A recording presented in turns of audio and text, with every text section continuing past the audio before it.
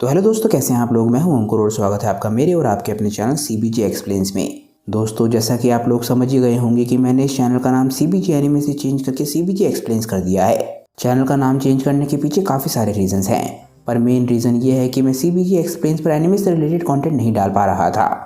और अब मेरी कोशिश यही रहेगी कि इस चैनल पर मैं काफ़ी सारा अलग अलग तरीके का कंटेंट डालूं। वो कंटेंट काफ़ी सारी अलग अलग चीज़ों से रिलेटेड हो सकता है। फिलहाल मैं इस चैनल पर एक नई सीरीज शुरू करने वाला हूँ, जिसमें मैं रिक एंड मॉर्टी की कॉमिक एपिसोड्स को कवर करूँगा। मैं जानता हूँ कि इंडिया में रिक एंड मॉर्टी के ज़्यादा फैन नहीं है, पर मेरे हिसाब से ये सीरीज़ काफ़ी ज़्यादा अच्छी है। अगर आप लोग अभी तक इस सीरीज़ के बारे में नहीं जानते हैं तो मैं आप लोगों को रिक एंड मॉर्टी ज़रूर रिकमेंड करूँगा, क्योंकि ये साई-फाई सीरीज़ काफ़ी ज़्यादा इंटरेस्टिंग है। जिन लोगों ने अभी तक इस पूरी सीरीज़ को नहीं देखा है, मैं आप लोगों को इस सीरीज़ के बारे में एक छोटा सा वर्जन दे देता हूँ कि ये सीरीज़ आखिर किस बारे में है। इस सीरीज़ के मेन कैरेक्टर्स इस सीरीज़ के नाम की तरह ही रिक एंड मॉर्टी हैं। रिक मॉर्टी का ग्रैंडफादर है और ये काफ़ी सारे साई-फाई एडवेंचर्स पर जाते हैं। रिक एक बहुत ही ज़्यादा कॉम्प्लिकेटेड कैरेक्टर है और ये बेथ का फादर भी है। जेरी रिक का सन इन लॉ है और समर मॉर्टी की बहन यानी कि रिक की ग्रैंड डॉटर है। ये series mainly Rick and Morty के एडवेंचर्स के बारे में है और इन सभी कैरेक्टर्स के आपस के रिलेशनशिप के बारे में। और सबसे इम्पॉर्टेंट बात, ये पूरी सीरीज़ मल्टीवर्स के बारे में है। इसमें रिक एंड मॉर्टी के काफ़ी सारे वर्जन्स देखने को मिलेंगे। अगर मैं इन सभी कैरेक्टर्स को सेपरेटली एक्सप्लेन करने चाहूँगा तो सभी पर एक बहुत बड़ी वीडियो बन सकती है, और अगर आपको वो वीडियोस भी चाहिए तो आप मुझे नीचे कमेंट में बता सकते हैं। फिलहाल के लिए दोस्तों, हम रिक एंड मॉर्टी की कॉमिक के फर्स्ट चैप्टर को कवर करते हैं। तो हमारे चैप्टर की शुरुआत होती है हमारे मेन कैरेक्टर्स के घर में। जेरी यानी कि मॉर्टी का फादर उसे बोल रहा होता है कि उसे एक जॉब करने की ज़रूरत है। हालांकि मॉर्टी इस बारे में पूरी तरीके से श्योर नहीं होता, क्योंकि स्कूल खत्म होते ही उसे रिक के साथ एडवेंचर्स पर जाना होता है। जेरी मॉर्टी से बोलता है कि जब मैं तुम्हारी उम्र का था तब मैं स्कूल के साथ 2 जॉब्स कर रहा था। रिक हालांकि जेरी पे चिल्लाने लग जाता है और बोलता है कि इसके बावजूद भी तुम क्या कर पाए, इतना करने के बावजूद भी तुम लोन से दबे हुए हो। ये सुन के जेरी को गुस्सा आने लग जाता है और वो इसके आगे कुछ नहीं बोल पाता। रिक बोलता है कि जॉब्स बेवकूफ़ लोग करते हैं। रिक मॉर्टी को अपने साथ खींचता है और बोलता है कि मैं ऐसे दिखाऊंगा कि स्मार्ट तरीके से पैसे कैसे बनाए जाते हैं। एक बात यहाँ पर आप सभी का जानना ज़रूरी है, जेरी मोस्टली एक फेलियर है, इसीलिए रिक को लगता है कि उसकी बेटी बेथ को कोई बेहतर इंसान मिल सकता है। इसीलिए सीरीज़ की शुरुआत में रिक जेरी की बिल्कुल भी रिस्पेक्ट नहीं करता। हालांकि आगे बढ़ते बढ़ते इन दोनों का रिलेशनशिप भी ग्रो होता है। रिक इसके बाद मॉर्टी को अपनी लैब में लेके जाता है और पूछता है कि तुम स्टॉक मार्केट के बारे में क्या जानते हो। मॉर्टी को स्टॉक मार्केट के बारे में जो थोड़ा बहुत पता होता है वो रिक को बताता है। हालांकि रिक जानता है कि मॉर्टी को जो कुछ भी पता है वो काफ़ी नहीं होगा। इसके बाद हम देखते हैं कि रिक एकदम से एक गैजेट निकालता है। रिक इस गैजेट को मॉर्टी को देता है और बोलता है कि ये वो हर चीज़ है जो कि तुम्हें स्टॉक मार्केट के बारे में जानना ज़रूरी है। मॉर्टी को कुछ भी समझ नहीं आता। रिक बोलता है कि ये गैजेट फ्यूचर प्रेडिक्ट कर सकता है। मॉर्टी सोचने लग जाता है कि ये लीगल है भी या नहीं। रिक बोलता है कि उससे कोई फ़र्क नहीं पड़ता, मुझे वैसे भी सिर्फ तुम्हारा नाम चाहिए, बाकी सारा काम मैं कर लूँगा।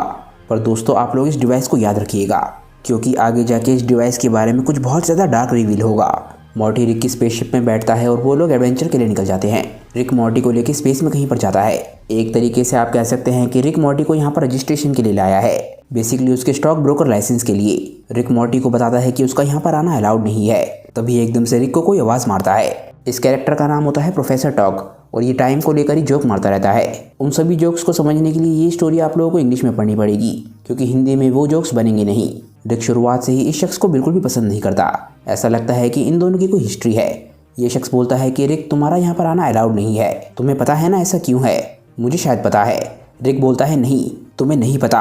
अगर तुम्हें पता होता तो तुम मुझे ऑलरेडी अरेस्ट कर चुके होते। और तुम्हें पता है कि तुम मुझे अरेस्ट क्यों नहीं कर सकते, क्योंकि टाइम ट्रैवल गंदी साइंस है।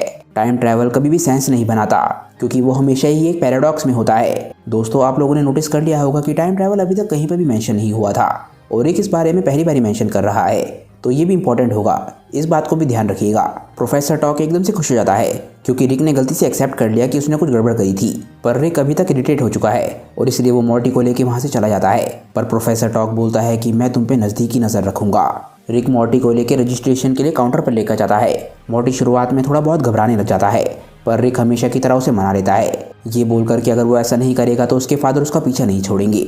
रिक मॉर्टी का रजिस्ट्रेशन कराने में कामयाब हो जाता है और हम देखते हैं कि कुछ ही दिनों में वो अपनी एक बहुत ही बड़ी बिल्डिंग बना लेते हैं। कुछ ही दिनों में वो स्टॉक मार्केट में इतने ज़्यादा सक्सेसफुल हो गए हैं कि वो कई $1 बिलियन बनाने में कामयाब हो जाते हैं। ऑफिस के बनने की वजह से जो खिटपिट हो रही होती है उसकी वजह से जेरी बहुत ज़्यादा इरिटेट होने लग जाता है।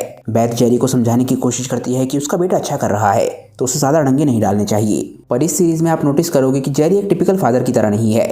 वो बहुत ज़्यादा जलता है और एक बहुत बड़ा डरपोक है। वो मोस्टली सिर्फ अपने बारे में ही सोचने की कैपेसिटी रखता है। जेरी जैसे ही मॉर्टी से बात करने जा रहा होता है, एकदम से गेट बजता है और वो जैसे ही गेट खुलता है वहाँ पर एक बॉक्स होता है जेरी एकदम से बॉक्स को खोलता है और हम देखते हैं कि उसके अंदर से एक रोबोट कैट बाहर आती है। जेरी को लगता है कि ये कैट उस पर हमला कर रही है। जेरी इस रोबो कैट से इतना ज़्यादा डर जाता है कि वो बोलता है कि बच्चे ऊपर हैं और वो इस कैट को तिजोरी का नंबर भी बता देता है। आप समझ सकते हैं कि कितनी शर्मनाक बात है कि जेरी एक फादर होने के बावजूद भी अपने बच्चों की बलि चढ़ाने में बिल्कुल भी नहीं सोच रहा। आखिर में पता चलता है कि वो कैट जेरी पे हमला नहीं कर रही, इसलिए वो इसके बाद मॉर्टी के पास चली जाती है। हालांकि रिक ये सब कुछ सुन लेता है, पर वो जेरी की इस बात से बिल्कुल भी हैरान नहीं होता।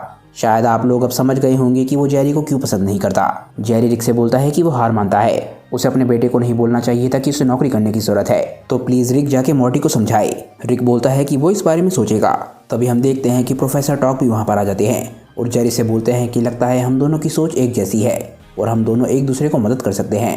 रिक मॉर्टी के पास जाता है और बोलता है कि हमें फेज 2 शुरू करने की जरूरत है, पर हम देख सकते हैं कि मॉर्टी को अब तक काफी ज्यादा घमंड आ चुका है। रिक मॉर्टी के साथ स्टॉक्स की बात कर रहा होता है। मॉर्टी बोलता है कि सारा खतरा मेरे नाम पर है और तुम बस बैठे बैठे चेक कलेक्ट कर रहे हो। रिक बोलता है कि मैं कुछ नहीं कर रहा, तुम मेरे उस डिवाइस का इस्तेमाल करके ही इतने सक्सेसफुल हुए हो। पर मॉर्टी रिक की बात नहीं सुनना चाहता। वो कैट रोबोट से बोलता है कि वो रिक को बाहर लेकर चला जाए। रिक जाते जाते मॉर्टी से बोलता है कि क्या तुम जानना नहीं चाहोगे कि ये डिवाइस कैसे काम करता है। मॉर्टी बोलता है कि तुम मुझे ऑलरेडी बता चुके हो, ये डिवाइस फ्यूचर बताता है। रिक बोलता है कि मैंने उसके बाद तुम्हें ये भी बताया था कि टाइम ट्रैवल गंदी साइंस है। क्या तुम सच में नहीं जानना चाहोगे कि ये डिवाइस कैसे काम करता है। ये डिवाइस हमें उस टाइमलाइन में शिफ्ट कर देता है जिस टाइमलाइन में हमारे चुने हुए स्टॉक सक्सेसफुल होते हैं। और तुम जानना चाहोगे कि हमारी पहले वाली टाइमलाइन के साथ क्या होता है। वो टाइमलाइन गायब हो जाती है हमेशा हमेशा के लिए। और अभी तक हमने जो भी टाइमलाइन इरेज करी है उन सभी में जो लोग मारे गए हैं वो तुम्हारे ऊपर है मॉर्टी। मॉर्टी ये सुन के हैरान रह जाता है और रिक मॉर्टी को ये डिवाइस देके जाने लग जाता है। तभी एकदम से ऑफिस के बाहर से आवाज आती है कि तुम्हें घेर लिया गया है। टाइम पुलिस ने आखिरकार रिक और मॉर्टी को घेर लिया है। हम देखते हैं कि बिल्डिंग के बाहर प्रोफेसर टॉक होता है और उसके साथ पुलिस भी होती है। रिक मॉर्टी को बताता है कि तुम्हारे फादर ने हमारी चुगली कर दी है। मॉर्टी रिक से बोलने लग जाता है कि तुम्हारे पास जरूर कोई तरीका होगा हमें बचाने का, पर इस बार रिक के पास भी कोई तरीका नहीं है। वो बोलता है कि मॉर्टी हमें यहाँ से भागना होगा। वो लोग बिल्डिंग से बाहर भाग रहे होते हैं और मॉर्टी रिक से माफी मांगता है कि मुझे माफ कर दो, मेरे सर पे पैसा का घमंड चढ़ गया था। रिक मॉर्टी को माफ कर देता है, पर जैसे ही वो लोग बाहर जा रहे होते हैं वो देखते हैं कि टाइम पुलिस उन तक पहुंच चुकी है। रिक मॉर्टी की तरफ देखता है और बोलता है कि मैं वो करने वाला हूं जो मुझे शुरुआत से करना चाहिए था। मॉर्टी को लगता है कि रिक हार मानने की बात कर रहा है, पर रिक एकदम से ही गन निकालता है और टाइम पुलिस पे शूट करने लग जाता है। 12 घंटे तक रिक टाइम पुलिस के साथ लड़ता रहता है, पर आखिरकार रिक और मॉर्टी पकड़े जाते हैं और वो टाइम पुलिस लेकर जा रही होती है। उनके पास से $12 बिलियन भी जब्त होते हैं। रिक ये सारा का सारा ब्लेम जेरी के ऊपर डालता है कि ये सब कुछ जेरी की वजह से हुआ है और शायद जेरी को अब अच्छा लग रहा होगा, पर आखिर में ये सब कुछ हुआ है मॉर्टी के नाम पर, जिसे इस पूरे कांड का मास्टरमाइंड माना जा रहा है। दोस्तों इस वीडियो को नेक्स्ट पार्ट में आप लोगों के लिए जल्दी लेकर आऊँगा। मुझे नीचे कमेंट्स में बताइए कि ये पार्ट आप लोगों को कैसा लगा। फिलहाल दोस्तों इस वीडियो को हम यहीं पे एंड करते हैं। मैं मिलता हूँ आप लोगों को अपनी नेक्स्ट वीडियो के साथ। तब तक के लिए बाय दोस्तों और थैंक्स फॉर वॉचिंग।